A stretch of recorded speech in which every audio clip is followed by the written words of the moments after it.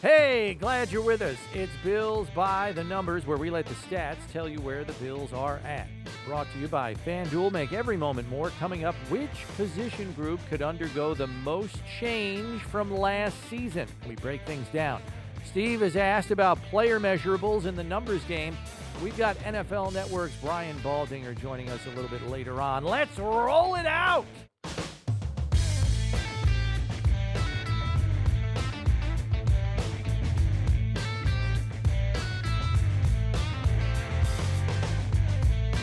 Hey, you know where you are. It's Bills by the Numbers. Bills Wall of Famer Steve Tasker, Bills insider Chris Brown with you. And our jumping off point this week deals with a position group that could undergo the most change from last season. In 2022, that position group was the defensive line, where there were 5 new players among a contingent of 9. This year, believe it or not, it's the receiver position. There are just 3 players from last year's active roster currently on the squad in Stefon Diggs, Gabe Davis, and Khalil Shakir. Everyone else vying for a spot would be a new member on Buffalo's 53-man roster from last season. In the time that we've witnessed the receiving corps in OTA practices, Steve, what would you say is most different about the makeup of the current pool of Bills receivers? I said this to you after the first practice. I know where you're going. I was like, dude, those guys are big. They're all big. They got a whole bunch of tall guys that fit some sort of prototype. Now, Deontay Hardy doesn't fit into that. But He's the exception. He's the exception. But you had, in years past, you had like Cole Beasley, John Brown. You had Isaiah McKenzie. None of those guys are 6 foot. All of the guys they've got. Jamison Crowder. They had guys who were not close to 6 foot. Now they got everybody's over 6 foot, significantly over. They look big outside, and it's not just one guy or 2 guys standing out. All of them. All of them look big. Now, Steph Diggs isn't there. He's 5'11", so he hasn't been at OTAs. But so that means that there's even more guys out there that look big. There's nobody to offset it at all except for Deontay Hardy. That's the one thing that really jumps out at me. Yeah, even if you go far down the list to undrafted rookies like Brian Thompson and players like that, Braden Johnson, all of them are about 6 foot and up.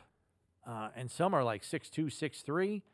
And we heard reports recently that they're even working out more receivers that are like 6'4". Terrell Shavers is a big dude. All of them.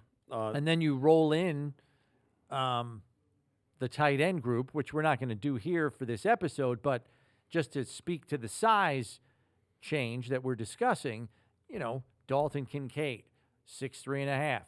Dawson Knox, 6'5". I mean, the size goes across the board of the receiving targets. Even Latavius Murray is 6'3", the running back. Right. So size has definitely been a point of emphasis. So I think you're dead on the money with that. The only other players besides Gabe Davis and Stefon Diggs with somewhat proven track records, Steve, are Trent Sherfield and Deontay Hardy. How much of a concern is that for you, knowing when you get into the depth of this receiving core, beyond that group of 4, the proven track record just isn't there at the NFL level yet? I think it's going to be a waiting game to see how many reps those guys get. Certainly, they've got a ton of guys vying for spots, and we know this from the coaching staff. That's a lot of reps to get under your belt with Josh Allen if you're indeed going to be one of those guys. And even these young guys that we've been mentioning, guys that most Bills fans are not familiar with, are going to get reps in there, and they're going to start earning a spot on this roster. 3 guys, and they minimum. It used to be, back in the old days, in the dark ages when I played, there were at least 5 guys active. Now it's common, not unheard of, to have 7 guys active. That means you've got 4 new faces who are going to take reps, probably on game day, in the game, with Josh Allen, who up until 3 months ago had never met him. Mm-hmm. That's a concern. It doesn't mean it's not going to be great. They certainly feel like the guys they've got have got talent. They're certainly going to coach them up. The reps are going to mean something. The conversations are going to mean something. Getting to be friends with each other is going to mean something. It's going to help that chemistry. But I think in this early stage, that's the one thing that is job one. getting them acclimated where the quarterbacks, when a guy's in there, he knows, oh, yeah, I know this guy. I know what he's going to do. I know how he's going to run his route.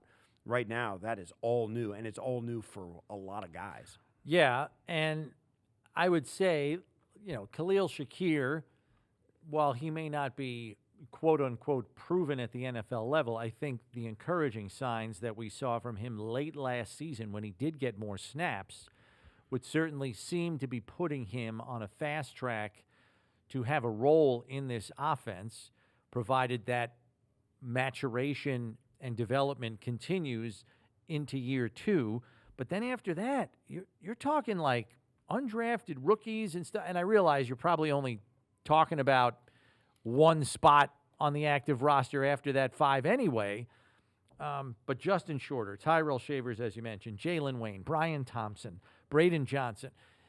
There's probably only one job to be had there, maybe 2 in an extreme circumstance, outside of the top guys that we mentioned. And we don't have any idea of knowing because it's so early in the process at this point, OTAs, and we see like, an hour of practice. Some of these guys may be more physically gifted than others, and some of them may be more physically gifted than Khalil Shakir. They may be bigger, faster, stronger. The question is, do they have the skill set? Just because they came out of college a year later doesn't mean they aren't more gifted and more attractive than Khalil Shakir. Khalil Shakir had trouble getting on the field last year. They brought in, former guys, John Brown. They brought in Cole Beasley, mostly as an insurance policy because I think it was obvious at the end of the year that Khalil Shakir was the next guy in. But man, oh man, I don't know that after 1 year, Khalil Shakir has said, listen, this is my spot and you can't take it, to the coaching staff. Now, he may feel that way and it may be his when all is said and done. I wouldn't be surprised if there are 2 guys returning in this receiving corps. I have some faith in Khalil Shakir. I was surprised he didn't get more playing time last year. But because he didn't, I have to wonder why that is. Because the guy he wasn't getting them in front of are gone. Isaiah McKenzie's gone. Cole Beasley's gone. John Brown's gone. And there was times last year when they were playing ahead of Khalil Shakir. How do you believe the changes in receiver personnel for Buffalo this season will change how the passing game looks, if at all? Yeah, that's interesting. I don't know conceptually that it'll change it all that much. I think, let's face it, I know they had a bad end of the season, it's disappointing end, but there's nothing broken about this offense. Right. There's nothing they need to fix in this offense. Certainly they'd like to evolve and improve, and there'll be certain skill sets that evolve, and they say, we got to use more of this. Let's give this guy more reps, more routes like this. Let's send this guy deep more often. Let's send this guy across the middle more often. We don't know what that's going to look like because of the new guys. There may be more of something we've already seen, but I don't think conceptually it'll change it all that much because the guy who really makes the difference is the guy taking snaps. That's true. I think at the same time, just knowing offensive coordinator Ken Dorsey, after being around him for a few years, is he is going to cater his play calling to the strengths of his players, which seems logical. Just about every coordinator that's worth his salt would do that. But he has to understand and come to learn the strengths of all of this new personnel. He's got a good idea of what Khalil Shakir can do for him in the scope of this offense, as with Diggs and Davis. But for Trent Sherfield, we had him in studio a couple of months back, and he was talking about how he's going to get some work in the slot. Is that the only place where he's going to line up? Is he going to line up outside? He got some work in the slot in Miami. He got some work outside in Miami. Where does he get the most work? Deontay Hardy, is he splitting that slot role with Trent Sherfield? Where does Shakir factor in? And so I think when you try to contemplate all of these different roles and fitting them in, it will take some time. And, oh, by the way, the top draft choice is probably going to get some run in a slot role flexed out somewhere as well. So there are a lot of puzzle pieces here that have to fit together, and they're all different. I mean, there are no 2 receivers that bring the same skill set to the table, even if they look kind of the same. And so because of that, and then the size quotient that you were mentioning earlier, how does that change what the play call is? Are there going to be more fade balls in the corner of the end zone because you got a 5'6", 4 guys you can put out there? I mean, maybe. We've talked off and on about this a lot. the 5 eligible receivers out there, the 2 wideouts, 2 tight ends, and a running back, or 3 wideouts, 1 tight end, and whatever mix you have, I think the league, ultimately, a guy like Ken Dorsey would like to have all those guys the same size, same skill set, same everything, who can win, and then make sure that they're all good enough to win some matchup. So wherever the defender lines up that you want to pick on, that's the guy. So Dalton Kincaid, for instance, can play H, F, Y, X, Z. And he can play all 5 spots. You can line him up at fullback, halfback, tight end, X, slot, all of it. And the same with the other 4 guys, with all the other 4 guys. So you can move them around. The problem is this: NFL offenses have to be so complex and so, vast. You can't have a guy be as on it for the X as he is as the Y or the H. It's hard to learn all those spots and snap in and out of that, and particularly in the few months that you have to get ready for the season. Yeah. So you have to have a guy who does some stuff, does it well, and the wider expanse of his knowledge he can get and be able to contribute from a different spot and do the right thing and be in the right spot. I mean, that's huge. And I think that's ultimately where Ken Dorsey would like these guys to get. Hence, you got a lot of guys that are built the same so they can move those guys around. All right, so let's take that a step further now as it pertains to Kincaid. To what degree do you believe his presence on this roster will impact the decision-making at the receiver position coming out of training camp? I know we're projecting a little bit here, but he's on the roster. I think it's safe to say he's going to have a sizable role, even as a rookie, in the passing game.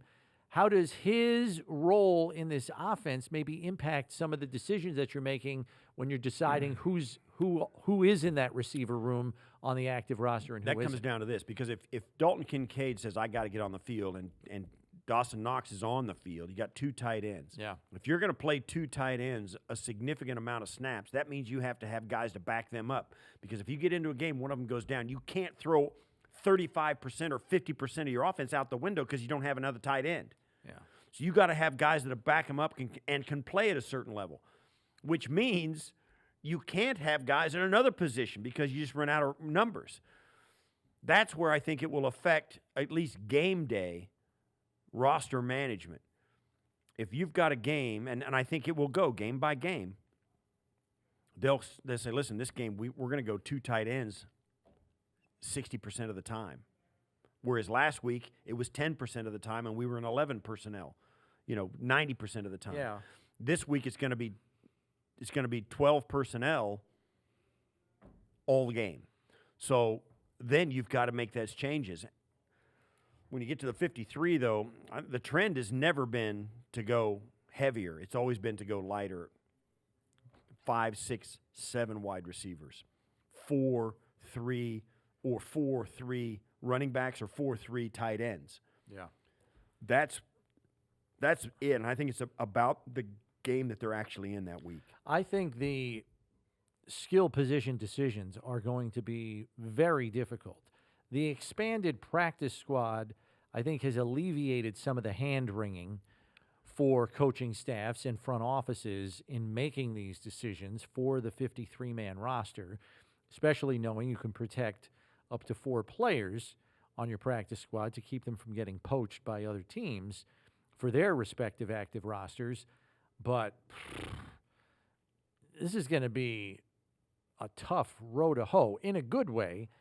But I think there's always this hand-wringing from personnel people because you spend all this time trying to draft the right people, trying to sign the right priority undrafted rookie free agents, trying to add the right veteran free agents to your roster, and then you come down to a point in time where you're like, geez, I can't put that guy on the practice squad. He's not going to last there. The thing is, they do their job so well. They got too many really good players. They don't have enough room for them. Yeah. This kid nobody's ever heard of comes in, and you can take your name from the list from one of these young rookie receivers. That kid is everything we thought he was going to be. It's awesome. And it's like, oh, well, got no room for him.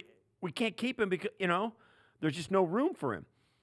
And so you stick him on the practice squad, and then you That's what happened with Isaiah Hodgins. And then you tell everybody, oh, he's raw, he has no chance to play, and you're hoping they believe you. That's what, Isaiah Hodgins is a great example. Yeah. 3 years on the practice squad. And they tried to get him up on the active roster a couple of times, gave him a couple of cracks at it, and then before you know it, he's poached by the New York Giants, who are intimately familiar with his game, with Joe Shane and Brian Dable coming from Buffalo. He ends up catching touchdowns for the New York Giants late in the season because they just didn't have room for him in Buffalo. To expand this discussion now on the Bills' receiving core, we bring in NFL Network film junkie Brian Baldinger to break down this Bills receivers room. All right, so first of all, Baldy, we've got a receiving core here in Buffalo that's experienced some turnover, maybe more turnover than they've had in recent years, with only Stefon Diggs, Gabe Davis, and Khalil Shakir as returning guys in that receiving core specifically. What is the biggest challenge, do you think, for offensive coordinator Ken Dorsey to kind of get a handle on what all of this new talent can and cannot do and incorporate that into his play calling? Well, I mean, Stefon is your number one. I mean, they're going to move him around. They're going to get him in matched up. He's going to be the first look on, many of the routes. That's not going to change. We got to see what Khalil looks like in his second year. He had some moments where he looked like he was a good draft pick, but he was a rookie. Rookies, I always say this, and maybe you can back this up, Steve. I always feel like the greatest growth that a player makes in his whole career is between that first and second year. They understand what to do, where to be. They understand the league, all the different things that, he never saw at Boise that he now sees in the AFC. So, those things are there. But, when you look at Trent Sherfield and some of the new guys, I mean, Trent's been to different offenses. He's been to San Francisco. He's been to Miami. He's been in certain offenses. This is another offense, third offense in 3 years. You have to – I think the biggest thing, honestly, guys, is – you have to learn how to play with Josh just because of his ability to extend plays. Doesn't like what he sees. He's on the move. And now whatever route tree you were asked to run on a progression, it all changes. And who wants the ball? And how are you going to get it? And so I think that's the big thing. And then they got to figure out the slot receiver position, which is a big part of their offense. And maybe Dalton Kincaid does some of that. But, those are all things that – it's just a rhythm and how you get to that rhythm, how quickly you get to that rhythm, how quickly you trust some of the new guys will probably determine the fate of their passing game. Yeah, and you're right about the young guys. We had an old coach when I was playing. He said he drew a head on the board. And he said all rookies, and he put a little scratch on their head. He said they get some brain inflammation, and the brain inflammation lasts until the next draft when they see the whole year and calendar. Then the inflammation goes away and they become themselves again. They just don't know what they're doing for like 12 straight months because they're kind of trying to tread water. Yeah. The Bills are going to have some young guys on their roster. Even if Sherfield and Hardy are the guys that come in, there's still going to be one or two guys on game day that have to fill in. They're going to be young. They're going to have Shakir and whoever it might be, Shorter, whoever. They're going to be young. That, on top of not having played with Josh Allen in a real game, or not too many games anyway, is going to be compounded by the fact that they're going to have target shares with the wide receivers now go to a tight end group with Dawson Knox and Dalton Kincaid and James Cook in the backfield, who can do things nobody's been able to do with Josh. There's a lot of question marks about this offense, an offense that really was not broken last year. So they've got some evolving to do. They do. But, that's really the state of the league now, Steve. I mean, you're talking about Marv Levy drawing the face. I mean, you guys lined up the same team almost every year.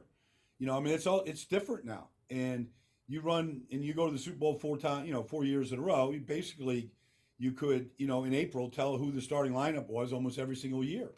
So it's changed, but that's all right. Change is not a bad thing. I mean, they did not play well at home against Cincinnati, Steve. That's a lingering taste that they have to deal with until they get to Rochester this summer. And, they didn't play well on either side of the ball. They didn't play well in the trenches. Offensively, they were terrible against Cincinnati. And you put up 10 points at home and they struggle to get 10. Maybe change is good. maybe they got to find a new way of doing things. I think, they brought in two big new guards. We'll see if they win the job, Connor McGovern, Osiris Torrance. We'll see if they win the job. But, I just saw Jalen Hurts in Philly, and, they lost a big right guard to Pittsburgh in free agency. And, you just ask him, like, are you looking at the right guard spot?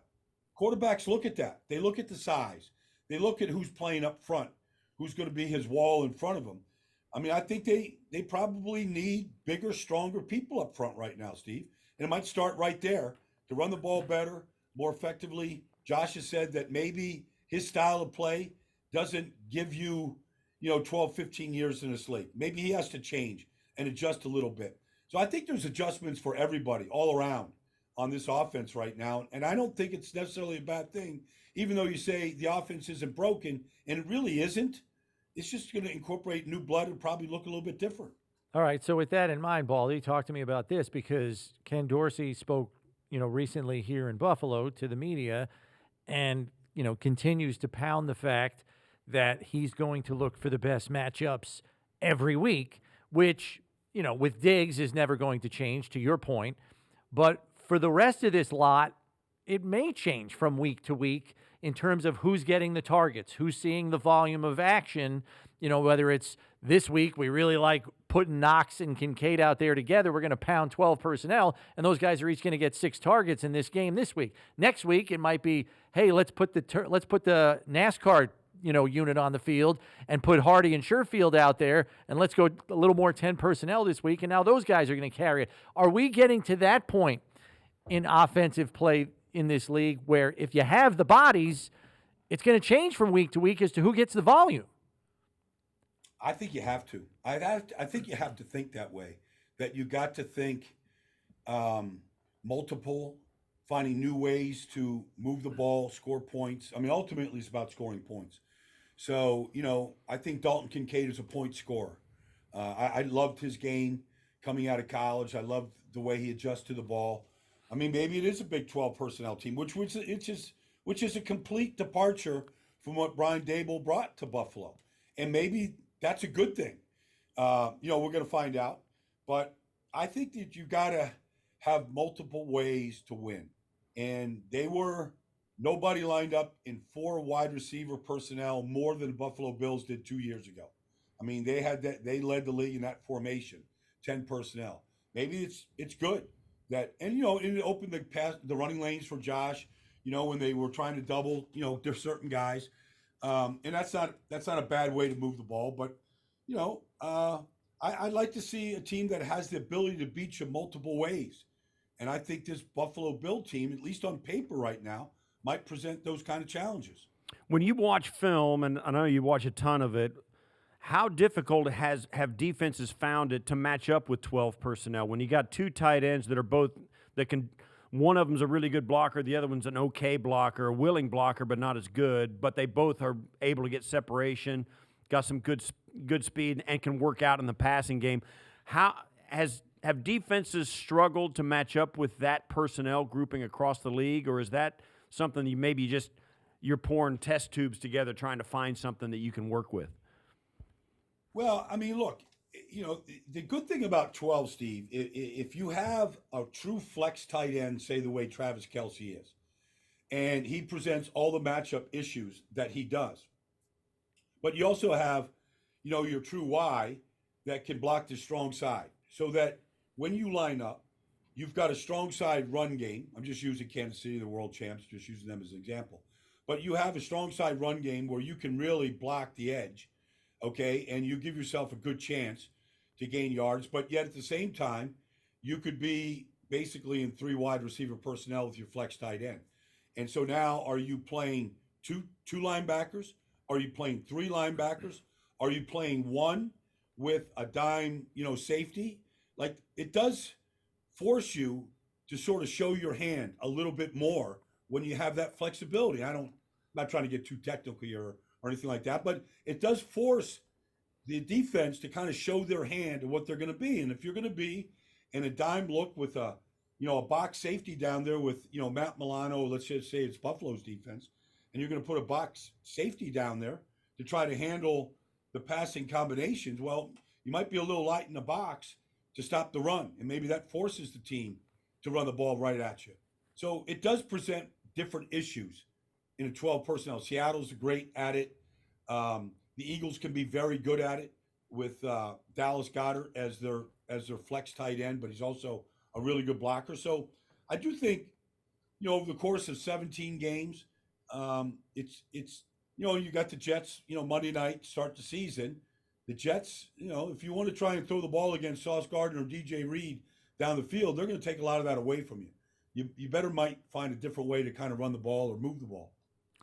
Yeah, which leads me to my last question for you, Baldy. And I know you're, with all the film that you watch and stuff like that, you try to read the tea leaves as to what could be coming in the upcoming season. And I think what's flown under the radar here, at least as far as Buffalo's roster is concerned, is the upgrades they've made for their running game. I mean, you already had Cook, who you can do everything from run him off tackle to line him up outside the numbers. And then you have veteran guys that can get tough yards in Damian Harris and Latavius Murray now in the fold here. And then you talk about the investment in the guard position this offseason. Osiris Torrance, Connor McGovern from Dallas, even David Edwards from the Rams coming in. There is some girth up front that we haven't seen at the guard position in a while. You couple that with two guys that know how to get tough yards in the backfield. Are we sensing a shift here, maybe in the play calling balance? I'm not saying they're going to be a run team, but they may not be 62, 38, pass to run. It might be a little closer to 60-40 or maybe even 58-42. Well, not just that, but I think you're going to see less of Josh on fourth downs, third downs, less where it was just basically, okay, we're just going to beat you, with this 240-pound quarterback. And I just think when you have Latavius, you have Damian, you got big, strong guys, that can move the pile. Maybe that's less Josh in those situations. And he's been excellent at it. But he also has taken a lot of hits. And so maybe they want to minimize the number of hits and take him out of those situations where you go, it's 4th and 2. We know quarterback power is coming. I mean, that's what we all watched over the last 4 years. So maybe there's just going to be a little bit less of that because you've got horses that are good at that. And if you I like big guards.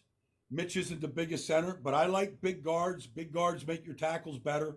It does present a bigger wall in front of you, generally better protection up front, just bigger, wider bodies. And so I kind of like that style of play. And so I do think we're going to see a little bit of a shift. Baldy, thanks so much for spending some time with us. It's always great to catch up with you. I hope you're doing well. Thanks, guys. You bet. All the time. All the best. All right, good conversation with Brian Baldinger. Let's move ahead to the numbers game where Steve will be quizzed on Bills free agent and draft receiver history. All right, he's stretching out. He's getting loose and limber. We'll see if that makes a difference. We begin, Steve, with question 1. Who is the tallest wide receiver ever drafted by the Buffalo Bills? Jeremy Kelly. It is not Jeremy Kelly. He was not a draft choice. No. Oh, no. That was receiver, though, not tight end. It's a receiver. I will tell you, this guy did not have a lengthy career with the Bills, but he was a high draft choice. Was he? Chris Burkett. It is not Chris Burkett. I'll give you one more crack at it. You want to know what his height was? Would that help you? Sure. 6'6". Dude, I don't know who that is. I'll give you the year he was drafted. Oh, that won't help. Go ahead. 2008. Second round pick. I can't. Oh, Hayes Hogan? No. Hayes. I can't remember his name. His name was James Hardy out of Indiana. He was a big dude. Yeah, 6'6", 2000 draft. Not a successful draft. 2000 draft? 2008 draft, 2008 sorry. draft. 10 receptions for 96 yards and 2 touchdowns in his Bills career. It was a short-lived career, but the tallest receiver ever drafted in Bills history. Question number 2. Who is the tallest receiving target in Bills history with at least 300 career receptions for Buffalo. So a tall player. And notice, Steve, I said receiving target. I did not say Pete Metzelaars. Boom diggity. 6'7" Pete Metzelaars. That was my roommate for 4 seasons. Yeah, I had to throw one in your wheelhouse. When he there. retired, he had more games at tight end than anybody in the history of the game. So I knew he had at least 300 targets. So there you go. Question number 3. We'll see if this is the rubber question here. See if you can get 2 out of 3. Who is the shortest free agent player ever signed by the Bills? That's a good one. It is an offensive player, I will Yeah. tell you. Beasley? It is not Cole Beasley. There is someone shorter. That's a good guess, though. Is McKenzie shorter than Beasley? McKenzie is shorter than Beasley, but it is not the shortest player. Am I in the right era? You are in the right era. Free agent. Yes. Oh, Christian Wade. It is not Christian Wade. It is the Bills' current Smurf receiver, Oh, Deontay Deontay Hardy Hardy? at 5'6". I'll say this. We've been out at practice. He stands out because he doesn't stand out. The guy is little. You're asking if he's standing. Yes. He's little. But I will say, everybody brings something to the table. You can see it. Yeah, that guy's got It's something. evident. That guy's got something. And certainly he's struggled to stay healthy in his career, but man, oh man, when he is healthy, get the guy the ball. Yeah, he's a pocket rocket, Oh for my sure. gosh, that guy is it's like trying to swat a gnat. How and about you that? can't- Deontay Hardy, that's- shortest free agent signing. 5'6". 5'6". Yeah. Isaiah McKenzie is 5'8". I kind of think that's a little generous, but Yeah, man. so going on strictly the book listings on height and weight, Hardy at 5'6". All right, not bad, Steve. Not bad in the numbers game. A reminder, we are brought to you by FanDuel, an official partner of the Buffalo Bills. Download the app today. Make every moment more. The app is easy and simple to use with generous promotions offered every day. Safe and secure with best-in-class customer service, and your winnings paid out in as little as 2 hours. We now tackle our one burning question. Steve, the question is this. Who do you believe is the passing game's second most popular target behind Stefon Diggs in 2023? I think we all can agree that Diggs is still the alpha male in this receiving core. Who do you believe is the passing game's second most popular target? I think it'll continue to be Gabe Davis. Okay. I He don't was think- number 2 last year. I don't think you can go from number 2 to going off the map, and I think we have talked about it a lot. I think he's got a lot more to give. His catch ratio, number of catches per Catch rate, target, yeah. his catch rate, it will be better this year because I'll tell you this, it can't be worse. If it's worse, he won't be on the field. So I think Gabe Davis will continue to contribute. I think he'll have a little bit of a bounce back year in that regard, and that'll keep him at least number 2 for targets. Yeah, I think this is a difficult question only because after Diggs, I kind of see the wealth getting spread out a little bit more this year as opposed to past seasons.